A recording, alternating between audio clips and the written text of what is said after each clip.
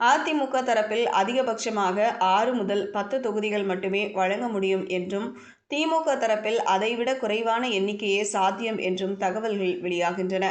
ராஜ்யசபா இடம் குறித்து எந்த தரப்பும் உறுதியான வாக்குறுதி அளிக்கவில்லை. இதனால் குறைந்த தொகுதிகளை ஏற்றுக்கொள்வதா அல்லது கூட்டணியே வேண்டாமா என்ற இரண்டில் ஒன்றை தேர்வு செய்ய வேண்டிய சூழலில் தேமுதிக சிக்கியுள்ளது. தனித்து போட்டியிடும் வாய்ப்பை முற்றாக நிராகரித்துள்ள பிரேமலதா, கூட்டணி குறித்து இறுதி முடிவு எடுக்க வேண்டிய கட்டாயத்தில் உள்ளார். தாவேக பக்கம் செல்வது ஒரு மாற்று வாய்ப்பாக பேசப்பட்டாலும், அது நடைமுறையில் சாத்தியமற்றதாகவே அரசியல் விமர்சகர்கள் கருதுகின்றனர்.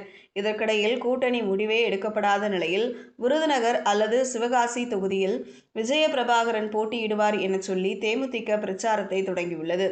இந்த அறிவிப்புக்கு பின்னாலும் அரசியல் கணக்குகள் இருப்பதாக பேசப்படுகிறது. 2026 சட்டமன்ற தேர்தலில் எந்த தொகுதி உறுதி செய்யப்படுகிறதோ அதன்படி கூட்டணி எந்த பக்கம் என்பது தெரியவரும் என அரசியல் வட்டாரங்கள் கூறுகின்றன.